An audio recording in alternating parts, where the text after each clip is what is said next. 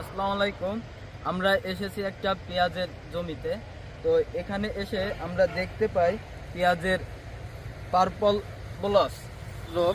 তো এই রোগকে যদি কুয়াশাচ্ছন্ন আবহাওয়া এবং গুঁড়ি গুঁড়ি বৃষ্টি হয়, এই রোগটি খুব সহজেই ছড়াতে পারে।